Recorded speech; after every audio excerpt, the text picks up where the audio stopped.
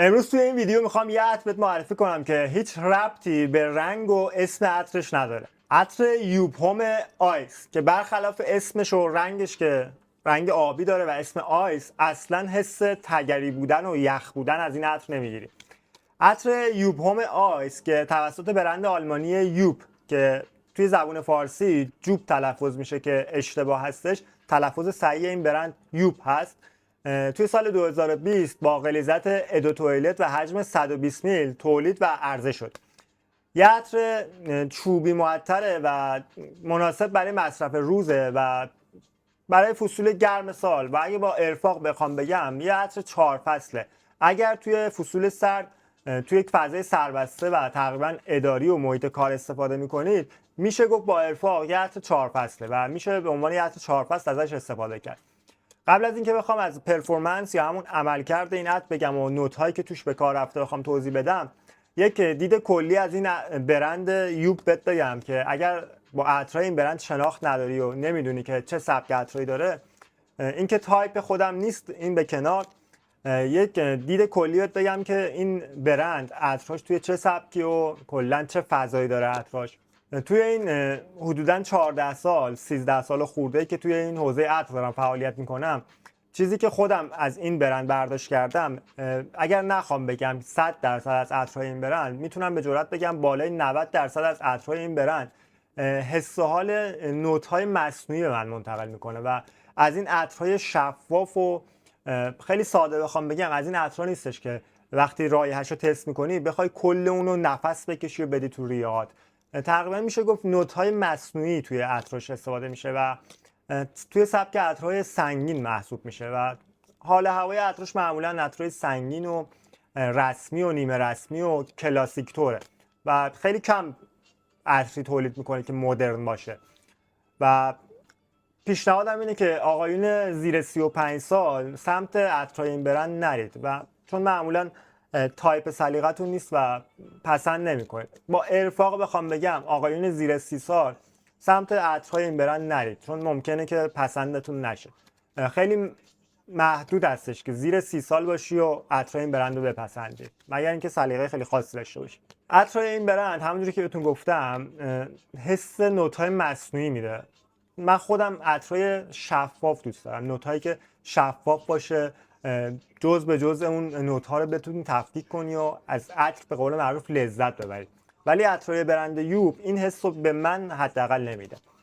خب اگه بخوام از عملکرد و پرفورمنس این عطر بگم که خیلی فاصله نگیریم از موضوع اصلی اون که معرفی عطر یوبهوم آیس هستش، این عطر رو چیزی که خودم تست گرفتم روی پوست دستم، همونجوری که بارها توی ویدیوهای قبلی هم بهتون گفتم، پوست من چربه و ماندگاری عطر روی پوست من باله. و این نکته بگم که وقتی این عطر من روی پوستم تست گرفتم توی یک فضای سربسته بودم، توی این فصل گرم سال که تابستون است و الان توی مرداد ما هستیم. من توی فضای باز و زیر نور خورشید این عطر رو تست نگرفتم، توی یک فضای سربسته و زیر باد کولر و یک فضای خنک تست گرفتم. ماندگاری حدوداً 7-8 ساعته رو به من داد و پراکندگی 2 ساعته رو میشه ازش انتظار داشت. ولی اگر میخواید توی فضای باز و زیر نور خورشید و گرما استفاده کنید و بپوشیدش، میتونید 1-2 نمره از این امتیازی که من بهش دادم کم کنید و توقع تقریبا ماندگاری 5 تا 6 ساعته و پخش بوی 1 ساعته رو ازش داشته باشید. اگه بخوام نوت هایی که توی این عطر به کار رفته رو بهتون بگم و بعدش برداشتی که خودم داشتم و چیزی که بولد بود و نوت هایی که بولد بود و بهتر ما احساس میکنیم و بخوام بگم، توی تاب نوت یا همون نوت اولی به محض اینکه اسپریش میکنیم، نوت هایی که توش به کار رفته نوت مریم گلی، آلو، برگاموت و گریپ فروته که توی ادامه در آخر بهتون میگم که چه نوت های بولدتره. و توی میدل نوت یا همون قلب این عطر ما رایحه‌های تنباکو، شکوفه پرتقال و هلو داریم و در آخر نوت بیس و نوت پایه این عطر از چوب صندل استفاده شده.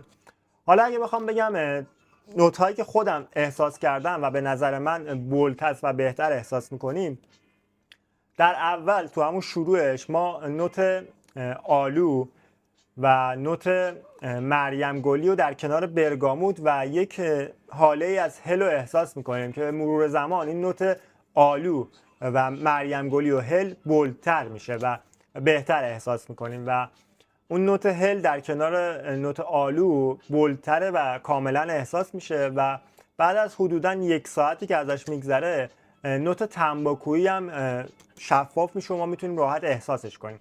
ولی از این نوت‌های تنباکویی و دودی و سنگین نیستش که توقع داشته باشید، چون نوت تنباکو توش استفاده شده و اعلام شده که نوت تنباکو توش استفاده شده، از این عطرهای دودی و سنگین باشه. خیلی نوت نرم و به اصطلاح سافتی از تنباکو توی این عطر احساس میشه و از اون عطر سنگین تنباکویی نیستش که بگید این عطر رو با سیگار، مثلا سیگار میکشیم این عطر رو بپوشیم کاملا بوی سیگار محو میکنه و خیلی نوت سنگینی از تنباکو داره. اصلا اینجوری نیست. نوت تنباکو توی این عطر خیلی نرم و سافت استفاده شده و احساس میشه. اگر بخوام بگم که با چه استایل هایی میتونید ستش کنید، همونجور که اول ویدیو گفتم عطرهای برند یوب تقریبا عطرهای کلاسیکیه و با استایل های کژوال، نیمه رسمی و رسمی میشه ست کنید و استایل کنید و توی موقعیت های دوره همی دوستانه روزمره با ارفاق، اگر بخوام بگم اگر کسی رو توی محیط کاریتون و اداری اذیت نکنه، میشه توی محیط های اداری هم استفاده کرد. تصویری که همیشه از عطرهای برند یوب و کلا برند یوب توی ذهن من هستش، یه مرد بالغ میانسال که شلوار جین پوشیده و پولو شرت پوشیده و صورت تراشیده و شیشتیق با موهای کلاسیک داره. یه همچین تصویری از برند یوب توی ذهن من هستش و میشه گفتش تقریبا آقایون بالغ و میانسال که استایل های کلاسیک و نیمه رسمی و تقریبا این سبک از استایل ها رو میزنن و به اصطلاح از این آقایون جدی و بالغ و تقریبا میشه گفت عصاقورت داده هستن، این عطرهای این برند رو خیلی خوب میپسندن و میتونن باش ارتباط بگیرن. پس پیشنهادم اینه که اگر مثل من عطرهای پر انرژی و عطرهای شفاف و به قول معروف عطرهای مدرن میپسندید، سمت برند یوب نرید، چون ممکنه که عطر این برند باب سلیقه شما نباشه و نپسندیدش. و اگر دوست داشتید عطر این برند رو تست کنید، توی حجم‌های کم تست بگیرید. اگر تونستید باش ارتباط بگیرید، فول سایز حجم بالای این عطرها رو تهیه کنید. به نظر من پیشنهاد میدم که عطرهای برند یوب مناسب برای بلایند با یا همون خرید چشم بسته و بدون تست نیستش و مناسب این حرکت نیست. حتما قبلش این عطرها رو تست کنید و بعد تهیه کنید.